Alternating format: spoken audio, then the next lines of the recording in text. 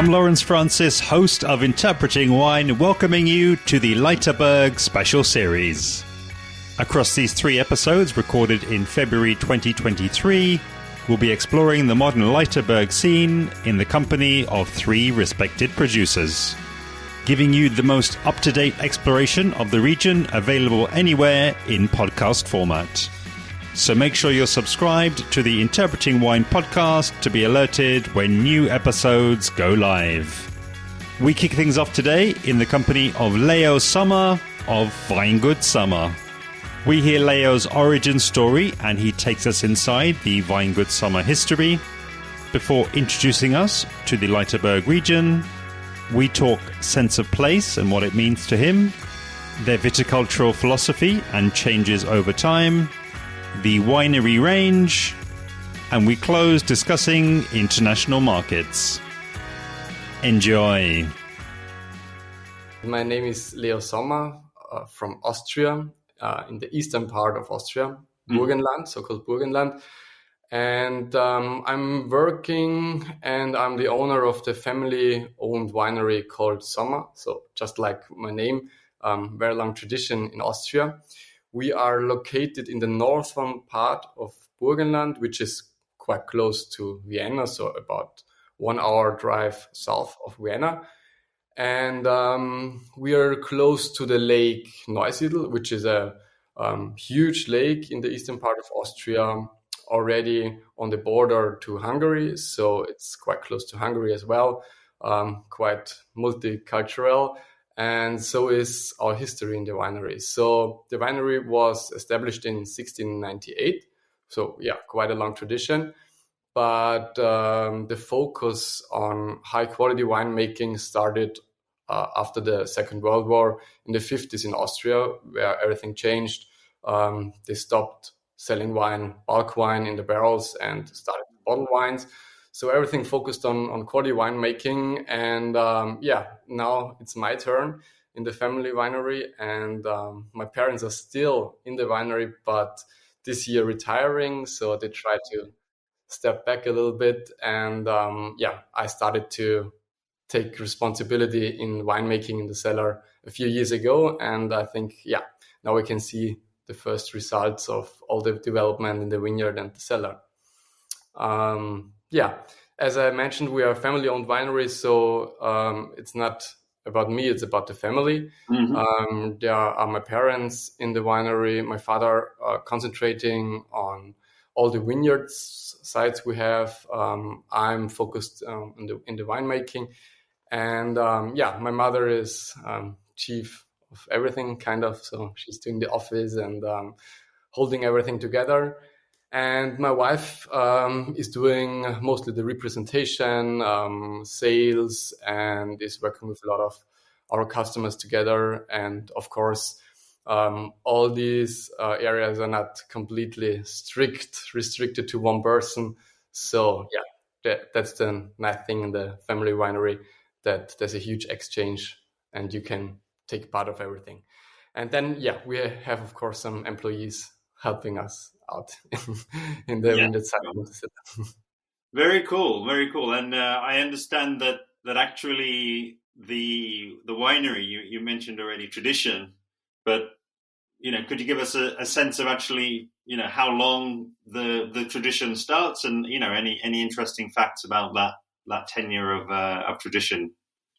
Yeah, what really special is about our winery is that the oldest part is still from the founding year of the cellar. So we have a cellar dating back to 1698, so over 300 years.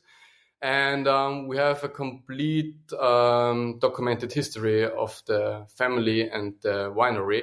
Of course, it was a quite small winery at that time of the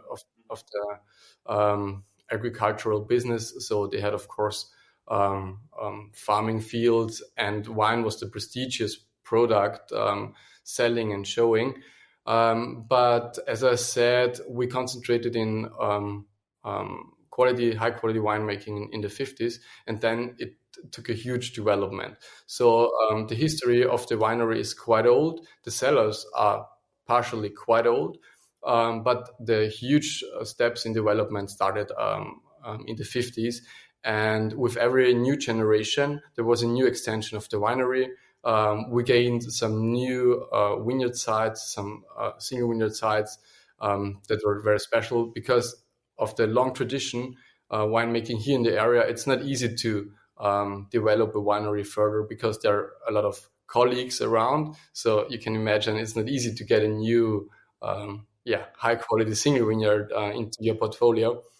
And we have a lot of small plots traditionally. So we are growing about 30 hectares on the southeast slopes of the Leitha mountain. So the so-called Leithaberg is our designated origin in Burgenland.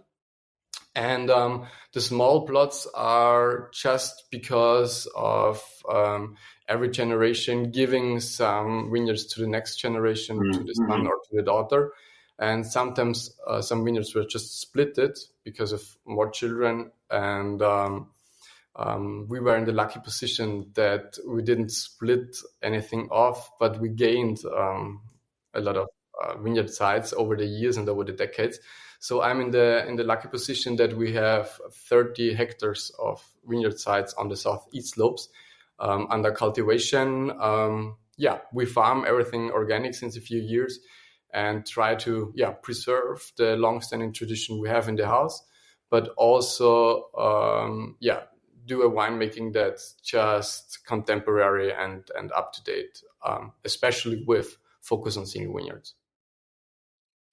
Very cool. Yeah, and I think you've already started to talk a bit to the really to the culture of the region. You know, you've spoken about how vineyard sites are split, and I think maybe some of the challenges with securing new sites. But I think what would be really interesting to talk about is maybe just to delve into that a little bit more, because I understand that there's actually a fair amount of exchange with both your colleagues in the region, and maybe also then some feedback from outside influences as well. I think it can't have really escaped anyone's attention that I think the perception of Austrian wine in general, it's quite high. That as a country, I think the perception is only increasing internationally, and I think it'd be great to sort of delve into what is that like on the ground in the Leithaberg, like an insight into how do you kind of share and maybe push each other to improve, but then also when you go out to fairs, what's that like to get that feedback from either professionals or from importers out in the markets? Yeah, that's a good point, Lauren. Thank you. In the past, Austria was focused on grape varietal wine marketing. So the most famous example would be the Grüne Veltliner. So that's what Austria is and was known for decades. And it is the most important grape variety in our winery. But nevertheless, Grüne Veltliner, as example, is super versatile. So it can literally do everything, but it really depends where you plant it. So it depends on the vineyard site, on the soil, and how you treat the wines. So in Leithaberg, 15 to 20 years ago, some of my colleagues and we sat together and were thinking about how to bring our region to the next level, to do the next step, to develop everything a little bit further. And everybody agreed that we have to get rid a little bit of the marketing focused on the grape variety, because they tasted, or we made some blind tasting. At that time, it was my father taking part. They did some blind tastings, and they saw that there was a certain common thing in the wines growing on the southeast slopes of the Leitha Mountain range. And they decided, okay, we have to dig a little bit further and have a closer look to where this is coming from. And they decided to found the small association Leithaberg, just like the region is now named. and developed a wine style which is not focused on the grape varietal, but on the origin. And this was also at the time when the Austrian Wine Marketing Board started to think about selling and promoting Austrian wine all over the world. And they changed their view of perspective also to the origins, to the smaller wine growing regions. And we were in the lucky position that we already defined our wine style here on the slopes. And it was always focused on two kind of soil types, which we have on the Leithaberg, on the Leitha mountain range. This is primary rock, and on the top mica schist or the limestone. So you have to imagine some million years ago, there was a big ocean, the ancient ocean, and the Leithaberg was kind of a shore. So we have some primary rock on the higher levels and limestone on the lower levels where we just had the sea. And so we were in the lucky position to grow from Grüne Veltliner to Welsch Riesling, which is another very important indigenous grape variety here, wine styles that show not only the fruit, but also some deeper structure and deeper layer. And I think that was the starting point. You said Austria is quite successful around the world, or perceived as received as a high quality wine growing region. But at that time, it was mainly on the fruitier side or on the super full bodied side. But now I think we find the right balance to talk about origin, to show the authentic indigenous grape variety, but with deeper layers and more structure. And Leithaberg was just the start. And we are now reaching the level where a lot of single vineyards are established around the world, with Grüne Veltliner, Chardonnay as well, and for the red varieties, Blaufränkisch. Very cool. Yeah, it's I like the way you describe that. Actually, it's that the sort of fruity and maybe less complicated style on one hand, and the kind of full-bodied on the other. And I think that there's a full spectrum. There's somewhere right in the middle, and maybe the more interesting, for somebody like me is exactly what you're describing there, where you maybe you take away some of the other characteristics, and you as you say, expose what's actually kind of going on underneath, and what is essentially something that can only be made in the Leithaberg. And I think what you've described really well there is that idea of sense of place, and kind of bottling something that can only have come from the Leithaberg, and then getting out there and kind of telling that story. Yeah, great. Yeah, sense of place is just the thing everybody has in mind when we are talking about origin. And I think we managed to define the style, because it's not only about sense of place, but you have to find a common sense of place for your region. And when we do the blind tasting, of course, it's nice if you have a very certain smell or taste in your wine regarding or based on the special single vineyard you have. But it's completely difficult for every customer if it's only in that, or for every professional, in that only one single vineyard you cultivate, especially when you think about our structures. So our single vineyards are quite small. So the Austrian Wine Marketing Board just try to evaluate and define all the single vineyards we have in Austria. And if you check the maps, you can see that there are a lot of single vineyards below 5 hectares or between 5 and 10 hectares. So this is a very important part or important thing to know when we talk about the single vineyard style. So we didn't only look on the single vineyard, or every winery just wanted to define the style of the single vineyard. We were looking on a style representing the region, and I think we found it, if you compare to other regions in Austria, with less primary notes on the nose, with deeper layers on the palate, especially with some yeasty notes. So in the most Leithaberg wines, you smell sometimes a flinty reduction in the youth. Sometimes more the yeasty notes, but they are disappearing after the bottle maturation. And what all the wines have in common on the palate is the salty aftertaste. So you can always find the saltiness. It doesn't matter if it's grown on schist or on limestone, but you can always find the nice saltiness in the aftertaste, and in most cases also a good tannin structure. So we are in a warm wine growing region. We are in the lucky position that we have the possibilities to go a bit up on the slopes of the Leitha mountain range, but it isn't too high, to be honest. So it's not going forever up. So yeah, we have the benefit of early shadows on the slopes in summertime, and the natural regulation of the Lake Neusiedl.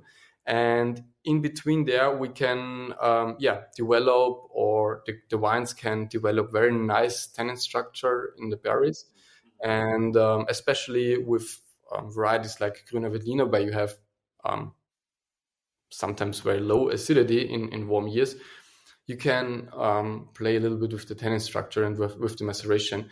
And in most Leithaberg wines, you find at least a little bit of a maceration and tannin structure on the palate, and then this saltiness in the aftertaste, which is really kind of unique in Burgenland.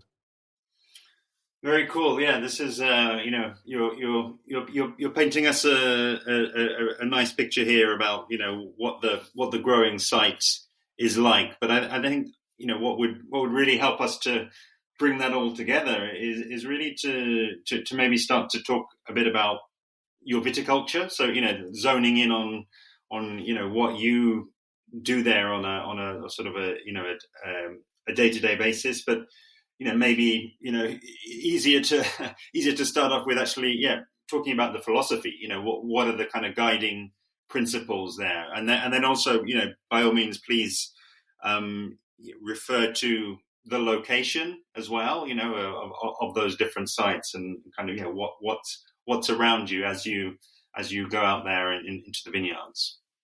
Yeah, well, I'm in the super lucky position that in the family-owned wine business, you experience the winemaking from childhood on. So you probably know all your vineyards and all your wines, not really personally, but you walk through the vineyard rows and walk by the wine, a few times a year, and I got all the stories from my grandfather and my father about the special vineyard sites. So we don't have to do scientific analysis on everything vineyard sites, because we already have a huge experience over decades with the vineyards. So we know how Grüner Veltliner is developing or growing on this special vineyard site in warm or in colder years, or in years where we have a lot of rainfall. So with that experience, I can start from a different level than I would start with in a region where I wouldn't grew up. So it is super helpful to just have this base as experience. And I'm still in a huge discussion every single year with my father, because of course every generation wants to change something. So whatever he's saying, you are questioning about it, and thinking about what could we do different. Maybe he had a wrong perspective, or a different perspective, a different view on the vineyard side. But to be honest, and I don't tell him every day, but I'm super happy that I can talk to him and have the experience always just at home in the office and talk to him. And that helped us, because we grow our 30 hectares on 40 small plots. So you see, it's quite small structured, but it is like in our neighboring winery and with a lot of colleagues. So there is not a big plot of 5 hectares owned by one winery. That's very rare in the region. And this is also kind of a challenge, because every single small plot is a bit developing different. And we have also traditionally a lot of different grape varieties. So we are talking now about the designated origin wines, about Leithaberg DSE, but there is, of course, some international variety around, like Sauvignon Blanc, or what is important for us is Riesling as well. So it is kind of a challenge as a winemaker and a wine grower to do, let's say, 15 different grape varieties on 40 different plots. So you can imagine you get a lot of different results.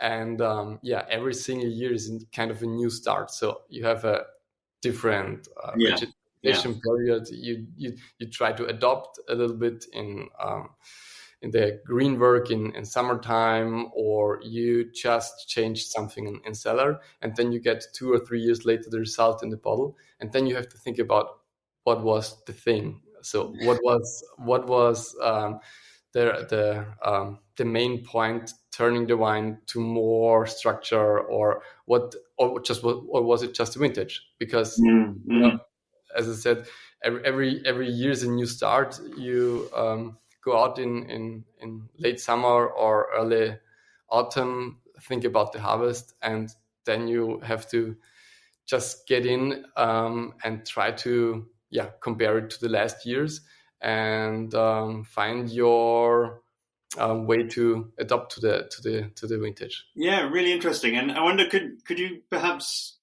offer us some examples of things that maybe as you transition, and as the sort of family ownership changes over, what might have been some of the things that you're either working on or have started to do, and are kind of assessing how that has affected the well, of course, I tried to change everything. You have to. No, we are, and we were quite successful in the past. So to change everything would be kind of stupid, because it's a successful winery, with a history over 300 years. So it can't be totally wrong what they did in the past. So I started with small changes, trying to get more experience with the vineyard sites, and then finding my personal wine style that is contemporary. So you can imagine that for the entry-level wines, that's not the main important thing. So for the entry-level wines, you are on the fruitier side, crisper, acidity-toned, fresh wines, where you have a certain continuity over the years.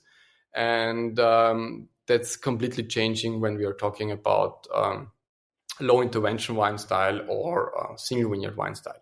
So I started, of course, with the single vineyard. So the basic entry level wines, the fruity wines, they are super fine and approaching wines, and you find a lot of customers for those. But to show your origin, you need to adopt a little bit. You have to find the certain vineyard side, the right variety, and then try to express everything together, or bring everything together into the bottle to express all that together. And so the first step we made was in the vineyard. So we started with organic farming in 2017. So that led the whole winery and the whole team to be more accurate in the vineyard side.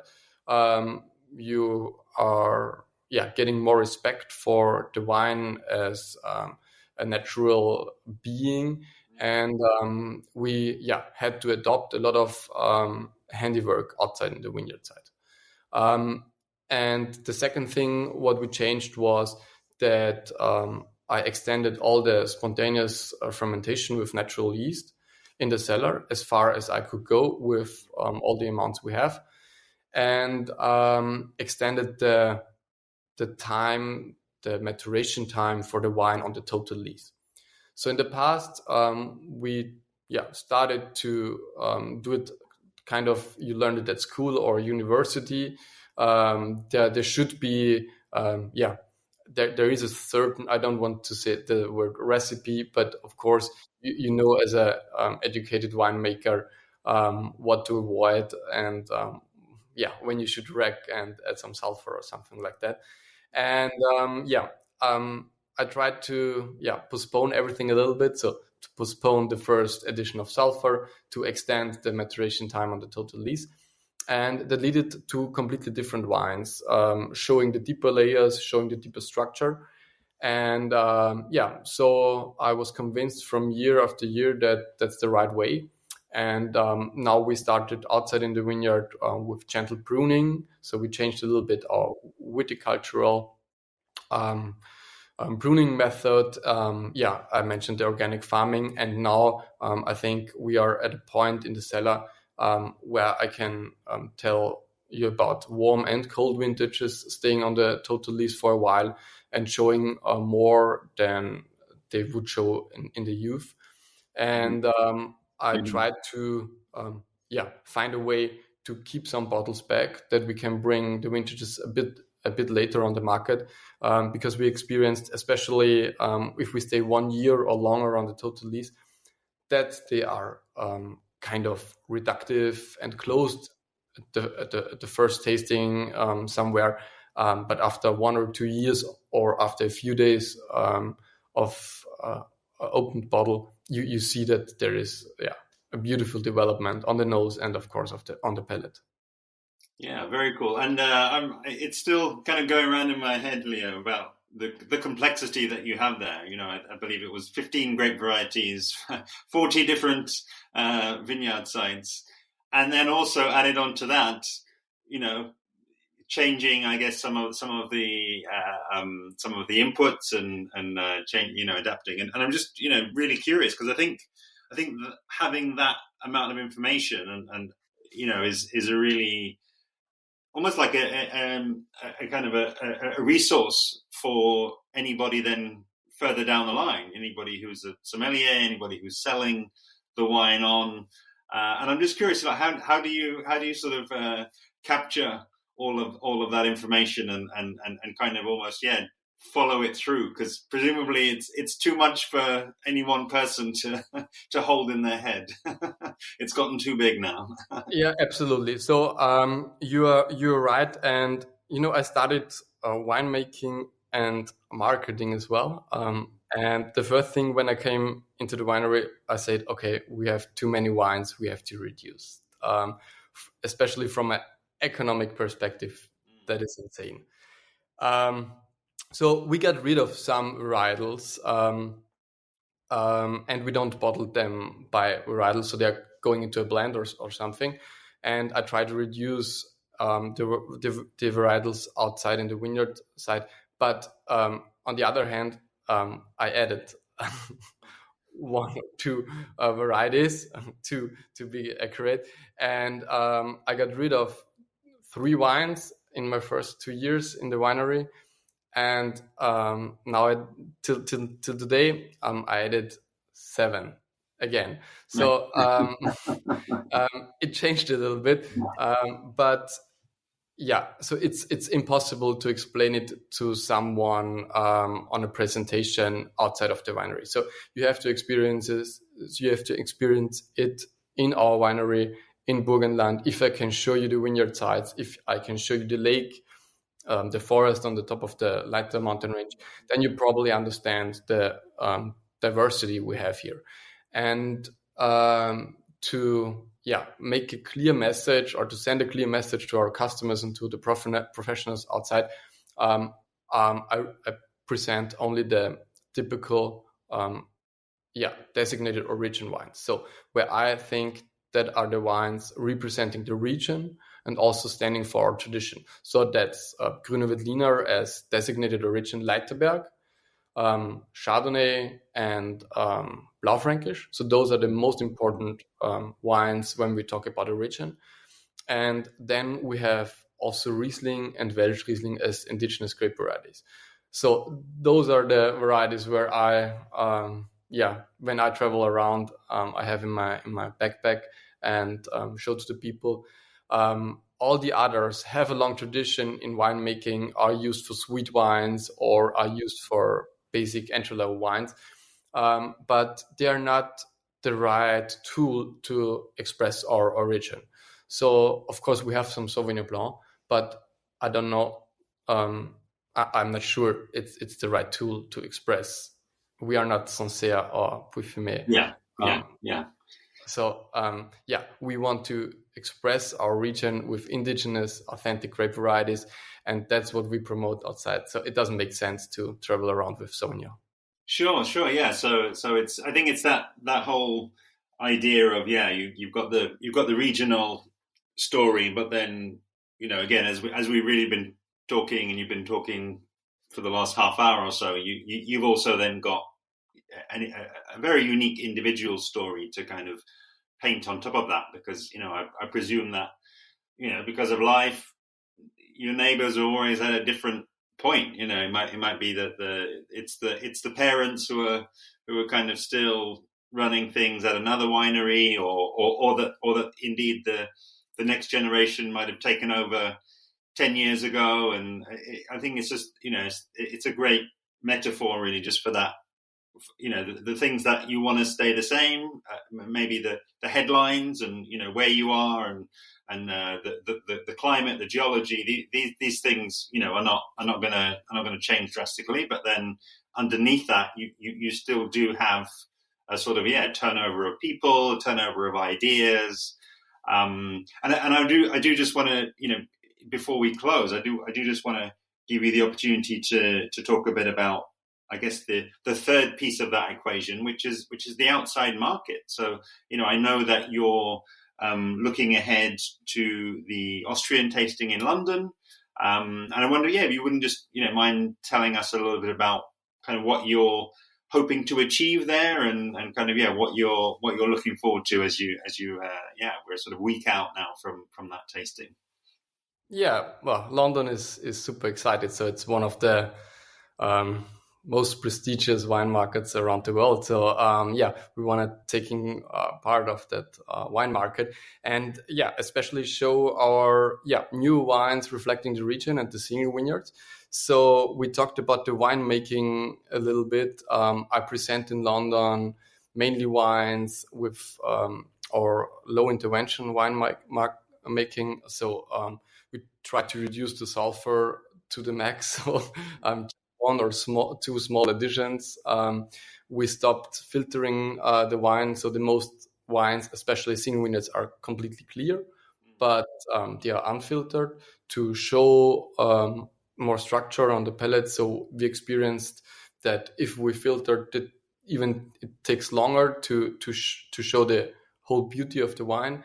And personally, I think it never comes back what you had before in the cellar. So when you tried the final version in the cellar and afterwards in the bottle, you're always a little bit disappointed that after the filtering and the bottling, you removed something. So we tried just with a little addition of sulfur to bring authentic wine into the bottle. And I think London is the right market to show those wines. So they have their origin, they have the special grape variety with Grüne Veltliner, and I show an unfiltered Welschriesling there as well. And then we do a kind of unfiltered version of a Grüne Veltliner, but nothing too fancy. So it's always in the long tradition we have. That one was barrel fermented in an old barrel from my grandfather. So this is a 60-year-old acacia barrel, completely neutral. So nothing added in terms of flavor, but you can kind of feel how it developed in the barrel. And I think it is quite similar how they made the wine in the past. And this is for me authentic. And I think, you mentioned that the change or the different perspective of the consumer. And I think that's just the way to go today with high quality wines. You have we don't have, we could have the methods to do super high concentrated, perfect, smooth wines, but what's the point? You can do that everywhere. And we want to do something very individual, reflecting our personality, but also the long-standing tradition. And there's a new wine generation in winemaking, and there's a new generation of sommeliers and tasters and professionals out there. And I think they are really focused on those wines, small batches, reflecting just the people and the vineyard side. And that's just what we expecting in London and what we are representing in London. Very cool. And I believe also you are, really there with the goal of seeking a new importer. Is that correct? That is correct. So we had an importer in the past in the UK, but as I mentioned at the beginning, we changed our focus in winemaking, and therefore we are looking for new partners. We're looking for partners understanding our winemaking and sharing the same interests in low intervention winemaking and in structured wines that have deeper layers, and they're just simply enjoying the wines as we like them. A huge thanks to today's guest, Leo Sommer of Weingut Sommer. Do be sure to visit weingut-sommer.at, where you can learn more about the project and find their main social media handles. Please do help to amplify this episode and the series by sharing the direct link, which is interpretingwine.com/494. You can also find links to all episodes from the series in the description below. And of course, I'd love to have you following along with me on social media, where I'm at Interpreting Wine on Instagram and Facebook, and at Wine Podcast on Twitter. Next time on the Interpreting Wine Leithaberg Special Series in episode 495, I'll be speaking with Georg Preiler of Weingut Preiler. Make sure you're subscribed to be alerted when the episode goes live. See you then.